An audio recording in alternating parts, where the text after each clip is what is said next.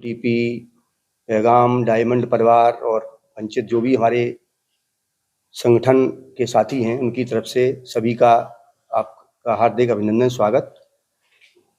आज देश में सबसे बड़ा जो घोटाला हो रहा है निजी क्षेत्र में, जो देश की सबसे बड़ी संपत्ति कहिए, हिस्सेदारी, धनराशि कहिए या आर्थिक मुद्दा कहिए, उसके द्वारा 90% जनता का बहुत बड़े पैमाने पर छला जा रहा है, धोखाधड़ी हो रही है। वो किस तरह हो रही है, इस पर हम विशेष रूप से आप लोगों के सामने ये मुद्दा, ज्वलंत मुद्दा है, रखने जा रहे हैं। अब आप कहेंगे निजी क्षेत्र क्या है? निजी क्षेत्र में जो भी बड़े बड़े उद्योग हैं, बड़ी बड़ी कंपनियां हैं, बड़ी बड़ी कॉन्ट्रैक्टर कंपनियां हैं, बड़े बड़े इंस्टीट्यूशंस हैं, जो देश की 60 लाख करोड़ जो धनराशि है उसको खर्च करते हैं सरकारी खजाने से, और उसमें हिस्सेदारी हासिल करते हैं कौन लोग? जो मात्र 10% लोग हैं, जो 90% SC, ST, OBC माइनॉरिटी का हक खा रहे हैं। ये 60 लाख करोड़ इतना बड़ा अमाउंट है, इसको आप सुन के आश्चर्य में पड़ जाएंगे। आप कहेंगे बजट तो लगभग 40 और 45 लाख करोड़ का इंडिया का है, तो ये 60 लाख करोड़ कहाँ से आ गया? तो ये जो वर्ल्ड बैंक का और गवर्नमेंट ऑफ इंडिया का प्रेस रिलीज है, उसका ये डॉक्यूमेंट है और वो प्रमाण है कि जो बजट GDP के द्वारा हमारे देश में निर्धारित किया जाता है, जो एक्सपेंसेस होते हैं, जिसमें वर्ल्ड बैंक से, IMF से लोन भी लिया जाता है, और ये तो सेंट्रल गवर्नमेंट का बजट है 40-45 लाख करोड़ का। हर स्टेट के अपने अपने अलग बजट होते हैं, वो भी खर्चे इसमें जोड़े जाते हैं। तो इन 60 लाख करोड़ में हमारे जो देश के बहुसंख्यक लोग हैं, इनको हिस्सेदारी नहीं मिल रही है, इसलिए देश का विकास बिल्कुल असंभव है, कल्पनाहीन है। सबका विकास, सबका साथ बिल्कुल ही बकवास और पागलपन की बातें हैं, क्योंकि इनको इसमें कहीं से भी कोई भी हिस्सेदारी हासिल नहीं हो पा रही है, और इनकी कहीं हिस्सेदारी हासिल न होने का कारण कुछ हमारे देश के जो इतिहास से प्रमाण है इस बात का, तानाशाह, डिक्टेटर, पूंजीवादी, और इसको कह लेंगे कि ब्राह्मणवादी भी कह सकते हैं इस बात को, इन लोगों का वर्चस्व रहा है, और आज भी वो वर्चस्व बरकरार है। धीरे धीरे आज़ादी के 75 सालों बाद कुछ लोग जानने लगे, हमारे लोग 90% के कुछ समझने लगे, इसलिए उनको ये पता लगा, स्टडी किया। इंटरनेशनल लेवल पे भी हमारे लोग हैं, उन्होंने, और इंडिया लेवल पे जिन लोगों ने स्टडी किया कि हमारे लोगों की प्राइवेट सेक्टर में कहाँ कहाँ हकमारी हो रही है, उन्होंने इस पर रिसर्च किया, तब ये निष्कर्ष निकाला गया। और एक उदाहरण है कि ये आवश्यक क्यों है। ये देश के सभी लोगों की हिस्सेदारी इन प्राइवेट सेक्टर में क्यों आवश्यक है? इसलिए आवश्यक है कि दुनिया के हम पटल पर जाते हैं जब, तो अमेरिका सबसे शक्तिशाली देश है इंडिया, दुनिया का।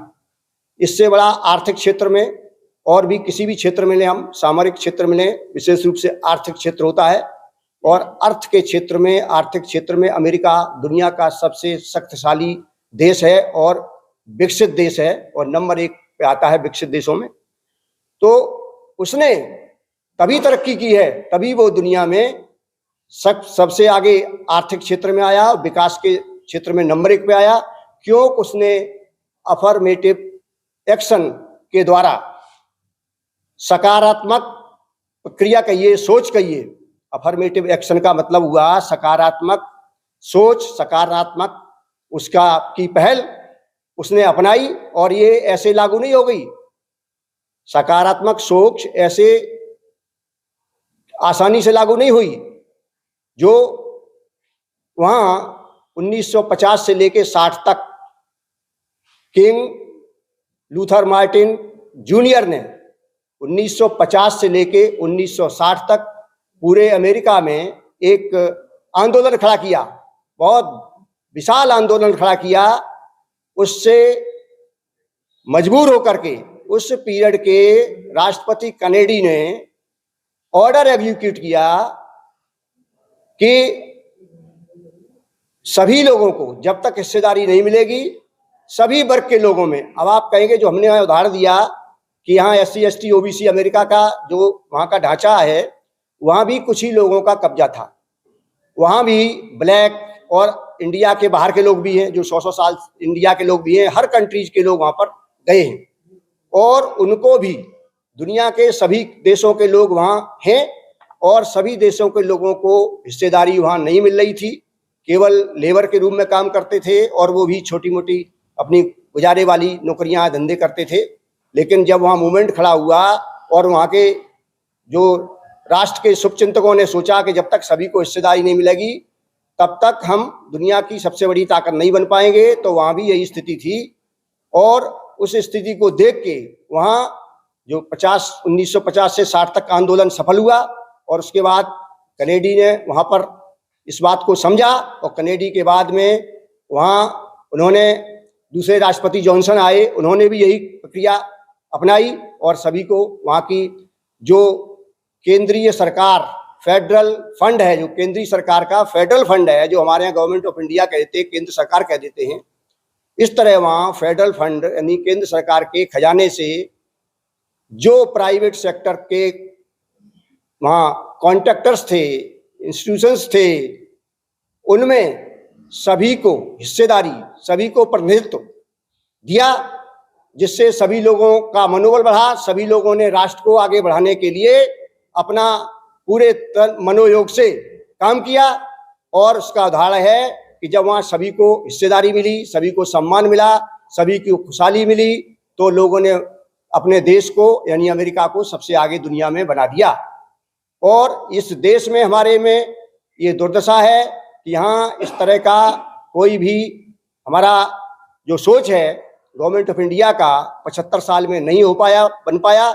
इस वजह से इस देश की दुर्दशा है और इस पर खुद आप देख रहे हैं कि कितना विदेशी कर्जा है। 10 साल पहले 45 लाख करोड़ था, आज 2 से 5 लाख करोड़ है। अब आप खुद समझ सकते हैं कि 2 से 5 लाख करोड़ कर्जा किनके ऊपर जाएगा। ये सब 90% लोगों के पास ही ये इसको अदा करना है और सारी मुसीबतें इन्हीं के पास आनी है, क्योंकि इनकी आर्थिक स्थिति सबसे खराब है और इनके जीवन यापन की मुश्किलें हैं। और जो भी व्यक्ति यहाँ छोटा मोटा भी कमाता है, आधा पैसा सरकार को टैक्स के रूप में देता है। यहाँ ये बात जरूर हम कहेंगे कि लोग इस टॉपिक में विशेष रूप से एक मुद्दा आ रहा है कि ये जो गरीब पर असर पड़ता है, हमारी समस्या ही है। 90% की समस्या जो है बहुसंख्यक समाज की, तो 90% लोगों की जो कमाई है, यानी कोई 5,000 रुपये महीना कमा रहा, कोई 10,000, कोई 20,000, वो अपनी कमाई का निश्चित रूप से उसमें आधा टैक्स सरकारी चीज़ों में खरीदने में जुड़ा हुआ है। तो सरकारी टैक्स जुड़ा हुआ है, कोई भी सामान खरीदेगा, कोई भी खर्चा करेगा, तो उसमें 50% गवर्नमेंट का टैक्स जुड़ा है। अभी हमारे पिछली एक जगह मीटिंग थी, साथी ने कहा कि GST तो 18%, 15-20% ही होता है, 10% कहीं होता है। तो उन मित्र को ऐसे देश में और भी लोग कह सकते हैं कि GST 18-20%, 15% होता, आप आधा कहाँ से बता रहे हैं? तो उनको पता नहीं है। चिंतन और मंथन करें और सभी लोग चिंतन मंथन करें कि जब फैक्ट्री कारखाना पड़ता है, किसी भी फैक्ट्री कारखाना में कोई भी प्रोडक्शन होता है किसी भी प्रकार का, तो पहले जमीन खरीदी जाती है, जमीन पे गवर्नमेंट की स्टाम्प ड्यूटी होती है, वो भी टैक्स हो गया। उसके बाद नक्शा बनता है फैक्ट्री कारखाने का, उस पर भी टैक्स लगता है गवर्नमेंट का। और उसके बाद जो भी रॉ मटेरियल लगता है बिल्डिंग में, ईंट, पत्थर, लोहा, सीमेंट, जो भी XYZ लगता है, उसमें ऑलरेडी टैक्स जुड़ा होता है। और उसके बाद जो मशीन लगती है, उसमें मशीन से जो प्रोडक्शन होता है, मशीन पे भी ऑलरेडी टैक्स लगा होता है। इसको कोई ध्यान नहीं देता है। तो ये सारे टैक्स, कई बार टैक्स हो जाता है। उन सब की लागत जो होती है, रजिस्ट्री की फीस की, नक्शे की, ईंट, सीमेंट, मशीन जो भी है, उस पर जो रॉ मटेरियल लगता है बिल्डिंग बनाने में, उस पर सभी पर टैक्स ऑलरेडी लगा होता है। उस सभी टैक्स को जोड़ के तब जो फैक्ट्री कारखाने मालिक है वो अपना कॉस्ट निकालता है कि हमारी लागत इतनी पड़ी, क्योंकि उसमें सारे टैक्स जुड़ गए।